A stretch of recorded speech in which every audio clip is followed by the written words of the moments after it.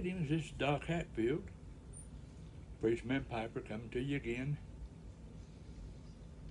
I'm coming to you today because I want to tell you a couple of things. Number one, I'm going to tell you why this thing happened. Number two, I want to show you that there's a little progress. I can move my fingers now, move my hand. I can't grip nothing with my hand, but I can at least move them. And they said that'd probably be 2 weeks before I could do that. Well, it's already only been a few days and I can already do that. And I give God all the glory for that. Second off, why did this happen?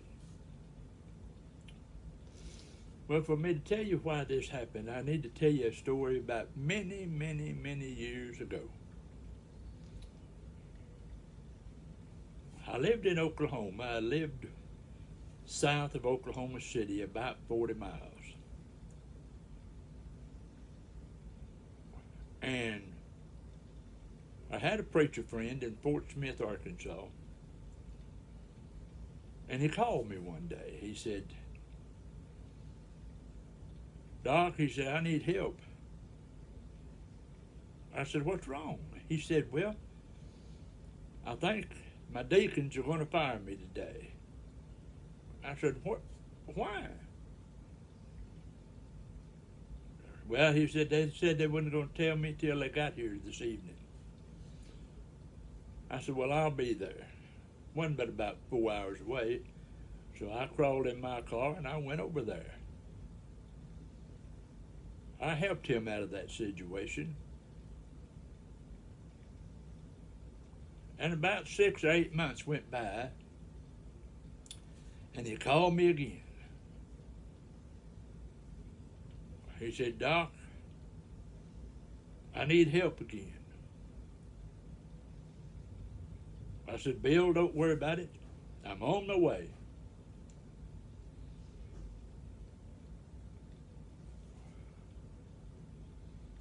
Well, I got about an hour down the road. I had the flat. Got out, changed the flat, headed on down the road, and ran out of gas. Now, I have never run out of gas in my life. I mean, run out of gas. Whenever I got someplace to go, I always fill up before I leave. But somehow or another, I ran out of gas. So I had to walk to a place, get some gas, come back, put it in the tank, get going again.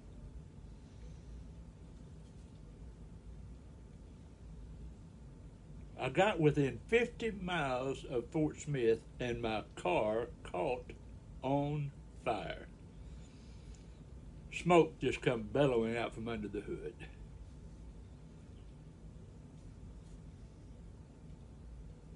Car rolled over to the side of the interstate. I jumped out. A trucker coming from the other way, almost jackknife, stopping. Jumped out with his fire extinguisher, trying to put the fire out, didn't do a thing. That car sat right there and burnt to a crisp. And I looked at that trucker, I said, where are you going? He said, I'm going to Norman, Oklahoma.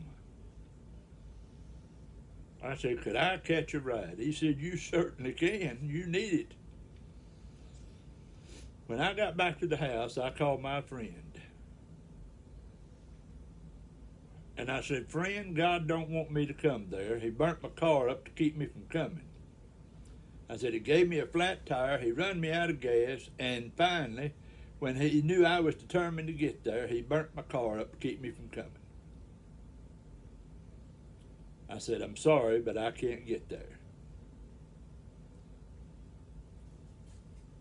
Now, this was on a Saturday. On Sunday morning,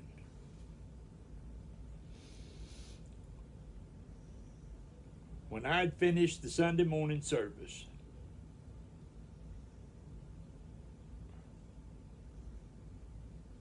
a man walked up to me and he said, "Preacher, can I show you something outside?" I said, "Yes, sir."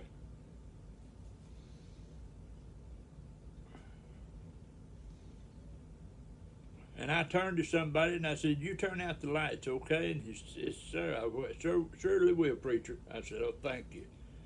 Walked outside, and there sat a brand new Lincoln Town Car.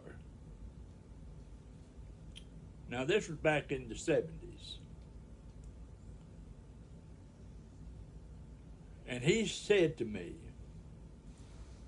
"I bought this car for my wife, and she only lived about 6 months before she passed away. You know, you preached her funeral." I said, "Yeah." He said, "Well, yesterday, about 4 o'clock, I was standing out in the field," and he said, "The Lord said to me, give that car that's your wife's, give it to the preacher. He's going to need it." Now, at 4 o'clock in the afternoon was when my car was on fire.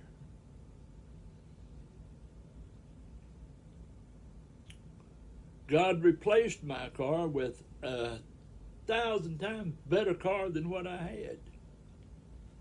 But God did not want me to go there. He had his reasons. I learned those reasons as the time went by.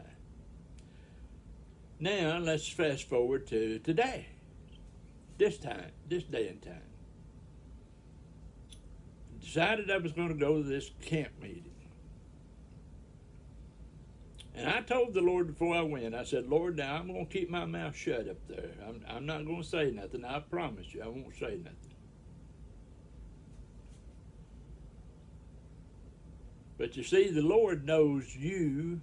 He knows me better than we do.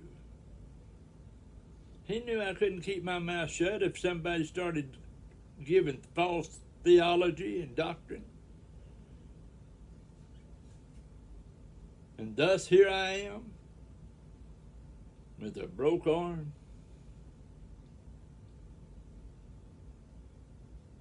and didn't get to go to that campground. And I shall never try to go to that camp ever again. So that's what happened. Now you say, "Well, I don't know whether I believe that or not." God does everything for a reason. Everything for a reason. And God has your best interest, my best interest in mind.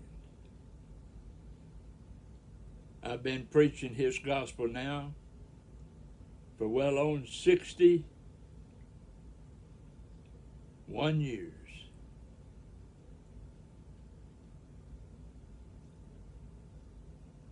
And I could tell you story after story about that, but I know y'all not interested in that.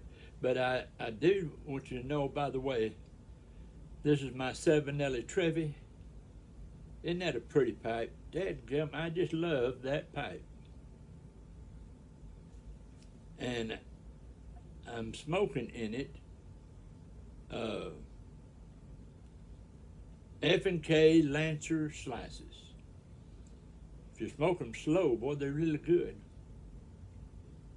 Really good. Anyway, so that's enough about that. But I hope everybody's having a good day today. I hope everybody's enjoying yourself. I hope everybody had a good 4th of July.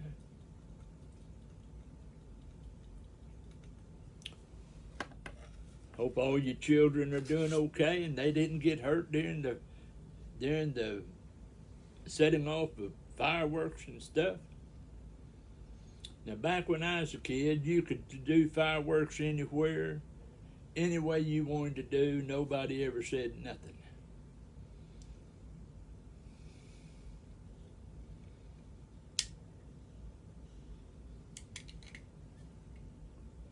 Back when I was a kid, one 4th of July, we was having camp out on Lake Texoma there in Texas.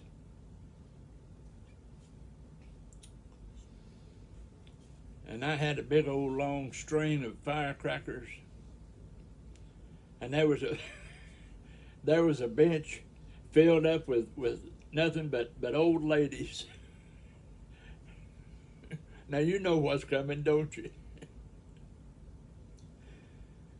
Well, that's what happens when you're a preacher's kid. You know, they say the preacher's kid and the deacon's kids are the meanest kids in church.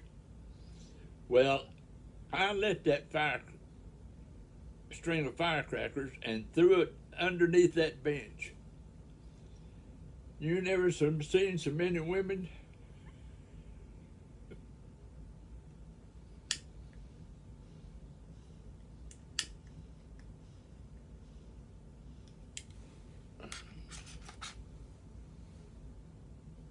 Scatter, I mean, they flat got on the move. They found out that even though there's old ladies, they could move pretty quick.